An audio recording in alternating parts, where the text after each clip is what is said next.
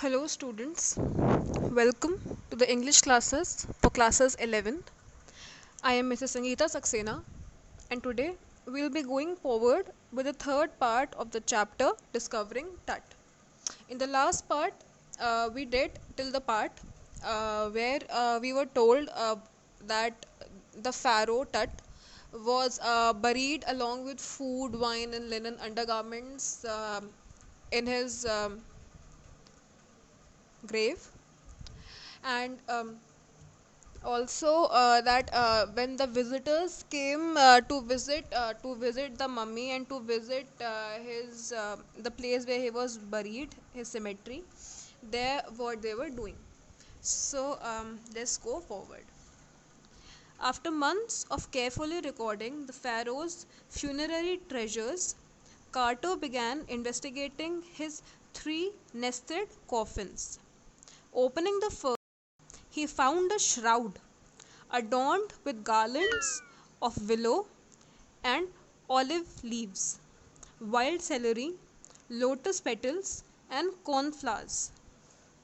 The faded evidence of a burial in March or April.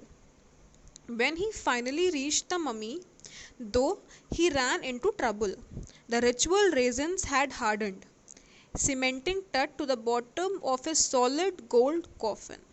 No amount of legitimate force could move them. Carter wrote later what was to be done. So now it says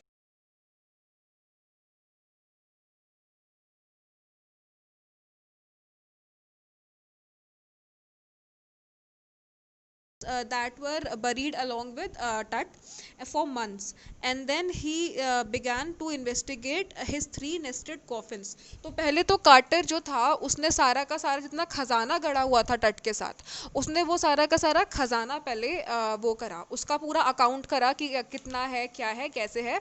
और उसके बाद जो तीन main coffins थे, quarter उसके बाद उनको मतलब उनको इन्वेस्टिगेट करने लगा। Opening the first, he found a shroud adorned with garlands of willow and olive leaves, wild celery, lotus petals and cornflowers. तो ये कहते हैं कि when he opened the first the what was that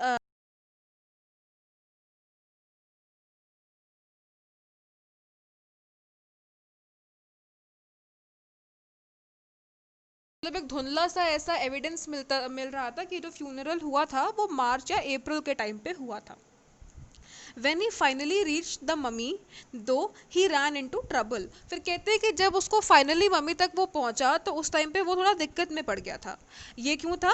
because the ritual resins had hardened, cementing Tut to the bottom of a solid gold coffin. तो इससे ये पता चलता है कि जो टट था, टट गोल्ड के कॉफिन्स में बरी करा गया था। जो फेरोज थे वो सबसे ज़्यादा वेल्दी थे, बहुत टाइम तक इन्होंने इजिप्ट पे रूल करा था। तो ये लोग अपने जो भी राजा वगैरह होते थे इनको गोल्ड में, हमेशा गोल्ड के ताबूतों में ये लोग इन्हें बरी करते थे। तो इसका जो गोल्ड का ताबूत था इसमें नीचे रेजन्स थे। Resins are like some kind of substance जो कि ये लोग बरियल के टाइम पे यूज़ करते हैं इजिप्शियंस। तो जब वो फाइनली तीन कॉफिन्स पे वो आया और उसने जब ये सारा जब उसने ऑलिव लीव्स देखी, लोटस पेटल्स वगैरह सब कुछ देखा इसने, उसके बाद जब ये फाइनली मम्मी तक पहुंचा कि हाँ अब ये इसकी बॉडी है, टट की बॉडी है, तो वो जो बॉडी थी वो ना वो ताबूत पे चिपक गई थी, क्योंकि जो रिचुअल रेजन्स थे उनके वो सारे के सारे इतने टाइम में मेल्ट हो गए थे और मेल्ट होकर के वो हार्ड हो गए थे। तो जब वो हार्ड हुए तो उसने अपने साथ में टट की बॉडी को भी चिपकाया हुआ था। Next, no amount of legitimate force could move them, Carter wrote later what was to be done.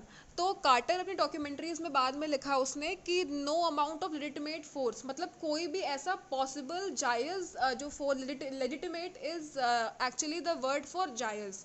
तो वो कहता है कि कोई भी ऐसा मतलब लेजिटिमेट फोर्स अमाउंट हम नहीं लगा सकते थे उस पर जिससे कि टट की मम्मी को हम उससे बाहर निकाल सकें। एंड और हम कर भी क्या सकते थे, कुछ कर उसमें और कुछ करा नहीं जा सकता था। So next, the sun can beat down like a hammer this far south in Egypt, and Carter tried to use it to loose the raisins. For several hours, he set the mummy outside in blazing sunshine that heated it up to 149 degrees Fahrenheit. Nothing budged. He reported with scientific detachment that the consolidated material had to be chiseled away from beneath the limbs and trunk before it was possible to raise the king's remains. तो फिर next what happens कि quarter new कि Egypt का ये जो आपका फार south region है वहाँ पे सनलाइट बहुत अच्छी है. The sun can beat down like a hammer this far south in Egypt. So this line means the sun can beat down like a hammer. That is the sun can be used as a very powerful weapon in the south of Egypt. क्योंकि यहाँ पे sunlight बहुत ज़्यादा आती है तो quarter thought कि हम इस सनलाइट को यूज़ करेंगे टू लूजन द रेजन्स. तो जो वो रेजन्स जो इतनी हार्ड हो गई हैं, अगर बाई चांस हम उनको बहुत ज़्यादा सनलाइट में बहुत गर्म करते हैं तो देयर इज़ अ चांस कि वो जो हैं वो पिघल जाएं और पिघल करके वो हम तट की बॉडी को रिकवर कर सकते हैं. लेकिन व्हाट हैपेंड कि जब उन्होंने बहुत देर तक इसको रखा, बहुत देर तक ये मम्मी को इन्होंने रखा, धूप में रखा, और उस ताबूत का टेम्परेचर वॉज 149 डिग्री फ़ारेनहाइट्स.